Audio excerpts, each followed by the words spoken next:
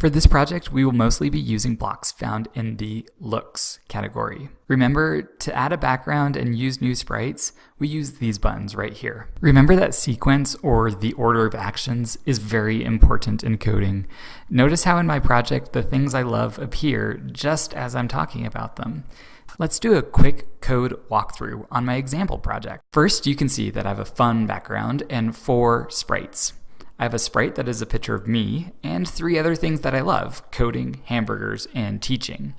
Remember, you don't have to use real pictures. You can draw your own, use your computer's webcam if it has one, or use one of the sprites already provided in Scratch. The first thing I want to do is make my sprite talk about the things I love.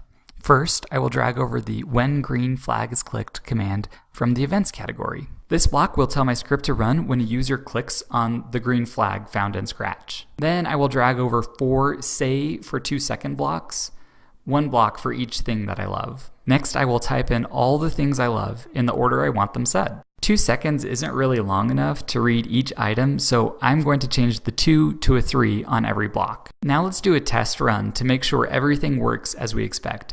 It's important to constantly test our programs. Let's work on making my favorite things appear as I say them. The first thing I love is the beach, and that's the background for this program, so we don't need to worry about timing on this one. The next thing I love is coding, so let's click on the sprite and drag over a when green flag is clicked command. When the program starts, I want the sprite to be hidden and only appear after I'm done talking about the beach. So let's add a hide block to start off. Let's see, according to our block, I talked about the beach for 3 seconds before I started talking about coding. Therefore, I want to wait 3 seconds before this coding sprite appears. Let's drag over a wait block from the control category and replace the 1 with a 3. Now let's go back to the looks category and drag in a show block. When I am coding, I like to look at my code and think about what I expect it to do before actually running it. Right now, I expect my sprite to say 4 things for 3 seconds each, and I expect this code block to disappear when the code is run, but reappear after 3 seconds, right when my sprite is talking about coding. Let's see if it works.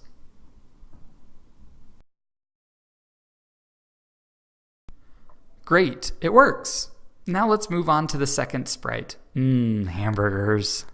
Okay, now we know that we want this sprite to behave the same way as the code sprite, but just wait a little bit longer to appear. So just like the code sprite, let's drag over the when green flag is clicked, hide, wait, and show command blocks. Now let's go back and take a look at my talking sprite to see how long we should wait to make our hamburger sprite appear. So if it takes 3 seconds for me to talk about the beach and 3 more seconds to talk about coding, 3 plus 3, well, that's easy. We're going to have to make the hamburger sprite wait 6 seconds until it appears. Let's go back and change the 3 to a 6 on our wait block in the hamburger sprite. I'm getting excited, but we need to stop and try it out to make sure that it works.